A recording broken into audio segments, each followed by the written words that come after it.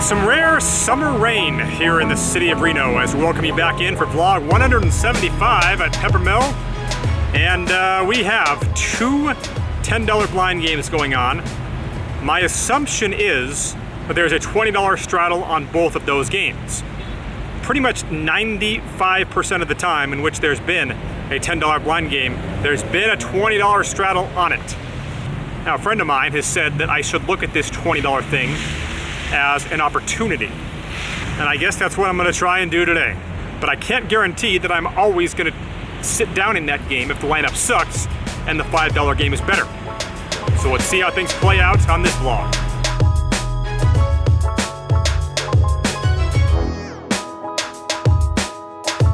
It's the busiest weekend of the year for Reno with hot August nights going on. Plenty of classic cars and what I'm convinced is the single unhealthiest food item ever created. I jump into the second $10 blind game and the winner's straddle was indeed in effect, making it a 10-20. I felt bad for one particular older gentleman who's a regular in the $5 game and always gives a lot of action. But he hadn't taken a shot in this game yet, and when he did, he ran some sort of a big hand into a straight flush that a young unknown grinder from out of town happened to have. Pretty much the last guy, by the way, I wanted to see in the game win a massive pot off of this guy, but he was able to do so. The professor is in the game, and not shockingly, the first hand that I'd play would come against him. He raises to 45 under the gun, and I have 5-6 of clubs in middle position 2 and make the call. Big blind comes in as well as the straddle, and with 190 in, the flop is 8-4 deuce rainbow, 1 club, giving me a double belly buster. The professor c-bets for 75 here, and I have an obvious call. Others go out, and with 340 in, the turn is another 4. Not what I wanted to see, and he bets out now 225. Against most players, it's a fold, but considering he has 1,500 left, and it's highly likely that he'll overplay an overpair here, and at the very least will check call a bet from me if I'm able to hit the hand. I think it's a spot where I should definitely be continuing on. The problem is, I have to hit the hand. And with 790 in, the river is a 9, and I brick out. He bets 600, I fold, and he shows pocket 9s for a rivered 9s fold. I pick up pocket 8s and call a $55 raise from the player on my immediate right and get a jack-high board. I make a $35 value bet on what I figured was a safe turn card. It was a bet specifically made to get called by ace-king. And after he did call and the river went check-check, it turned out that that is indeed what he had.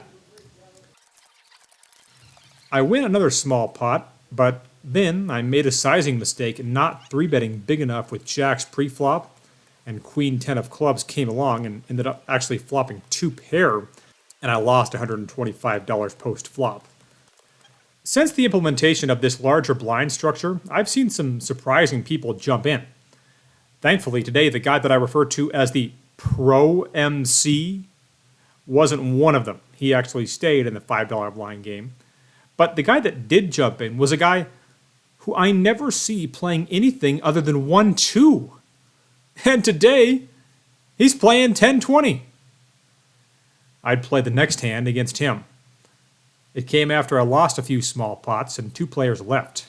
So playing 6-handed, I pick up ace-4 of spades under the gun and raise to 55, which results in 2 callers. With 175 in, the flop is ace-10-9 with 1 spade, and I bet 70. The guy that I just mentioned in the +1 position makes the call with the cutoff folding. So with 315 in, the turn is the 10 of spades, giving me the nut flush draw, but now I lose to a 10 and basically any ace.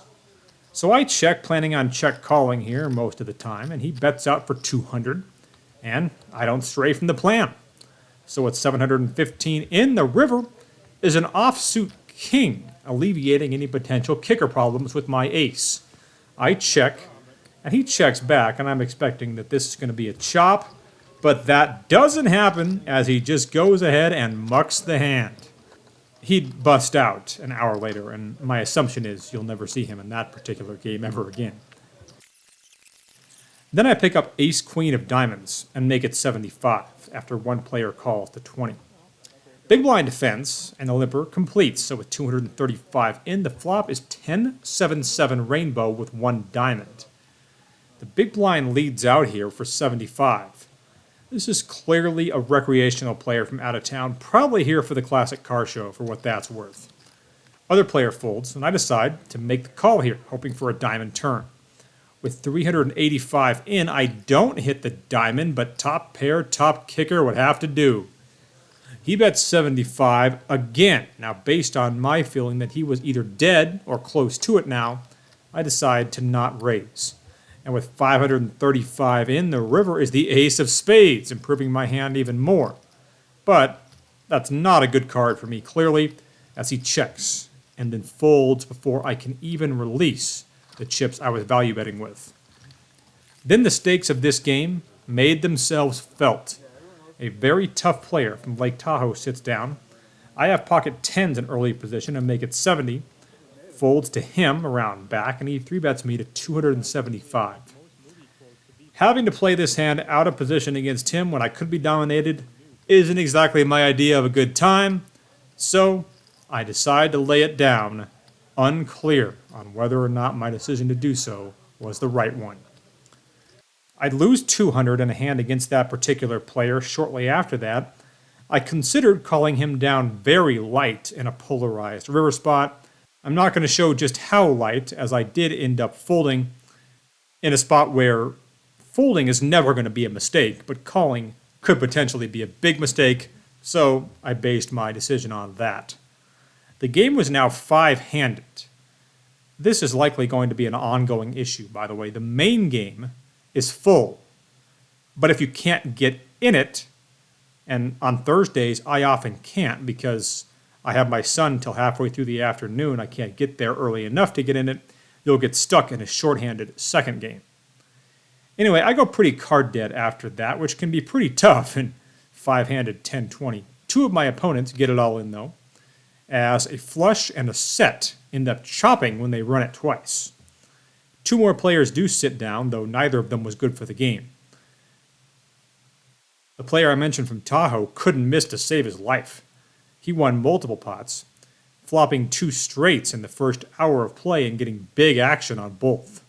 Then Ian Steinman sits down in the game, a tournament pro who doesn't play at the Peppermill all that often, but has been there quite a few times.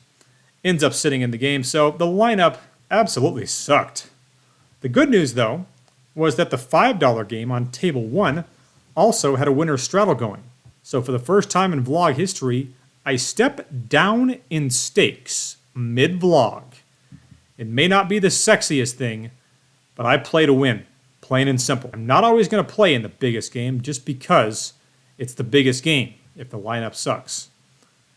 So I jump into that game just as my buddy Bugsy was busting some guy. I start off raising ace-jack of diamonds, but folding it to a 3-bet to a vlog watcher who ended up showing me ace-king.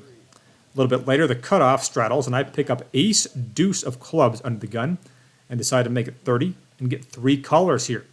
So with 140 in, the flop is king 4-4 with a couple of clubs, giving me the nut flush draw.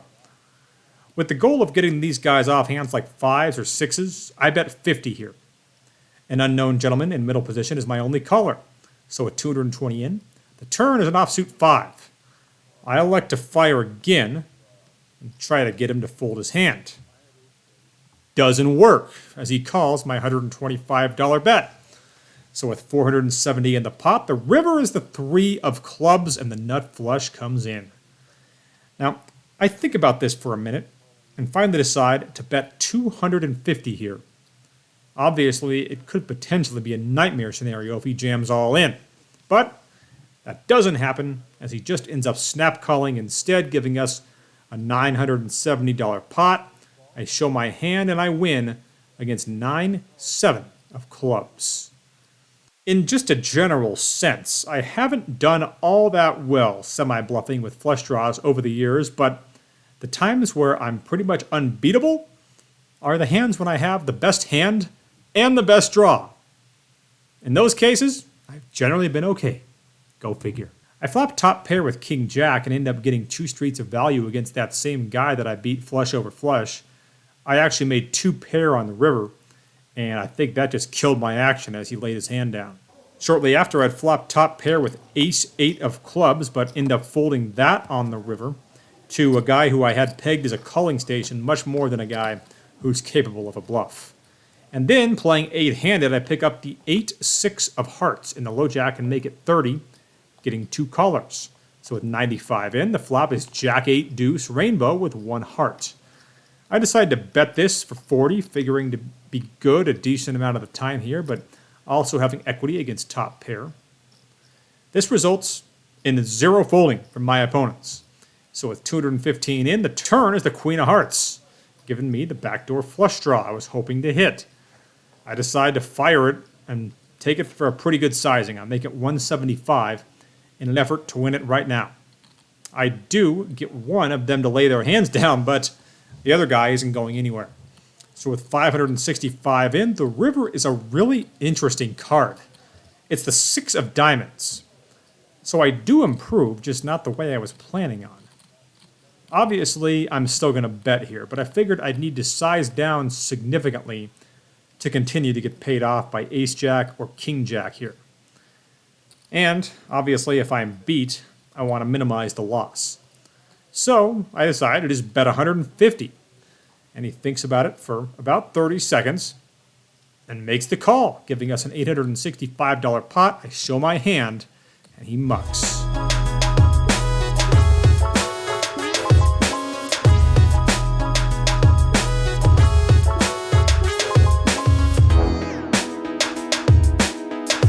That takes us to our last hand of the night. It's very rare to find a situation where you have what could be considered an obvious call with a gut shot straight draw, but I think this hand kind of features one. As I'm stacking chips, because of course it's the winner's straddle, I'm in middle position 1 and I look down at ace-10 of spades. Cutoff raises to 40 and the button makes the call. So with the straddle already in there, I have a really easy call here, giving us a $125 pot, and the flop comes out king, jack 3, rainbow with 1 spade. The cutoff, who's playing 1500 effective, bets 50. The button folds, and that brings us to the situation I was just talking about. Gut shot straight draw, backdoor nut flush draw. I'm certainly not going to fold for 50 here, so I toss in the chips, and with 225 in, turn comes a beautiful card, one of which I'm sure many of you expected when I started talking about this hand. I opt to try to go for the check raise here, which is something, and some of you may not know this, and I actually just found out myself, that you can only do when your opponent bets. Who knew? He does bet. He makes it 125, and I decided on a sizing of 325 here. He thinks a lot longer than guys generally do before calling a bet in a situation where there's still action to come afterwards. He actually takes a big drink of red wine while thinking about it, but ultimately does toss in the 200 more. So we have an $875 pot, and the river comes an offsuit 5. I've said before on this vlog that a common mistake that players make when they have a nutted hand is betting based on the strength of their hand and not on their opponent's range in that spot. And sadly, it could be argued here that I made that very mistake on this hand. I decided to bet 500 into 875, hoping that he had 2 pair, and it was pretty clear that that wasn't the case as he folded relatively quickly.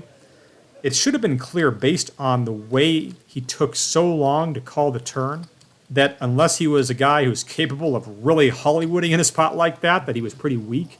So I probably should have just bet about $375 or so. Now, he probably still would have folded for that based on what I saw from him on the river, but just as a general principle, I think that should have been the sizing in that particular situation. So we win those 2 nice hands at the end after switching tables, play for about another 45 minutes without anything all that interesting happening, rack up, and book the win.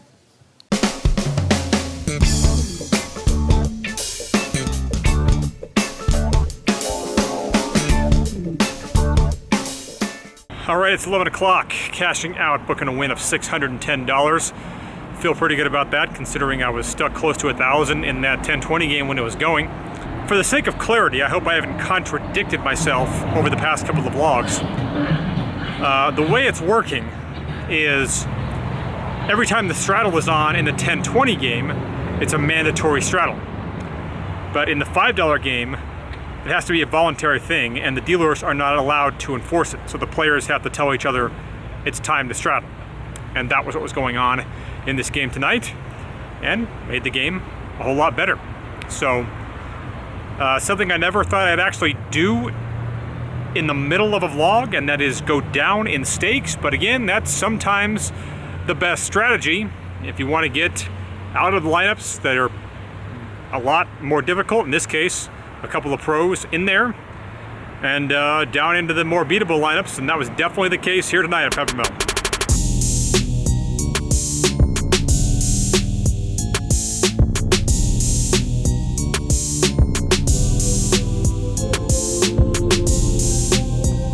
All right, recording this the week after the shooting of this week's vlog. Wasn't able to get one out the past week, actually due to a bout of COVID, which wasn't really that bad at all, but just forced me to not really do much for a couple of days. So I have been continuing to play in this 0-10-20 game. There's been a few times where it's been just 0-10 with no 20, which to me is perfectly fine and often the better thing for it to be, but it's been interesting, that's for sure, when it's been this 10-20 game. And I'm still winning money in the game throughout the course of the time I've been in it. I actually had a day where I had two of my key concepts kind of clash with each other. Now, what do I mean by that? I mean, it's been a policy of mine, especially in recent years, to try and do the opposite of hitting and running, essentially, which most players still don't do. And that is on the days where things are going really well, which obviously tend to also be the days where the game is the best, I try to really step on the gas and stretch out those sessions. But I also have a policy that states I quit at midnight, because nothing good ever happens after midnight, at least not to me. I see it happening to other guys who get on these sleep schedules of staying up until 3 a.m. and they can just sleep in until noon or whatever. That's just never me. It doesn't matter what time I go to sleep. I can basically never sleep in past 8 a.m. So that's what happened. The game was so good, and I was up over $3,000 in it. And I was going on, I think, hour number 12 in the session. And we were already past midnight, but I decided to stretch it out till 1 a.m. Just because the game was as good as I've ever seen it. And that ended up costing me, turning a $3,000 win into just a $1,000 win. So, you know, the rare example of two core policies meeting and forcing me to pick one or the other. And in this case, I ended up kind of picking the wrong one.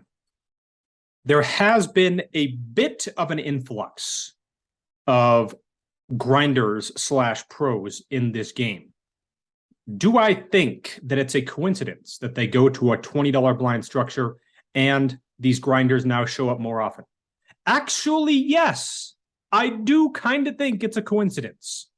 I just don't think there are that many people that are like, you know, I was never going to go to Reno, Nevada, but now that the blind is 20 instead of 10, now I'm going to make that trip.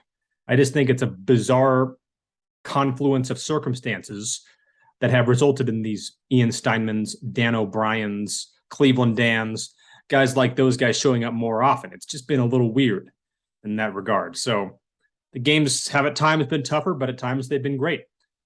Pretty much a case of if there are two pros in the 10-20 game, those are the times where I'm going to lean towards considering the $5 game.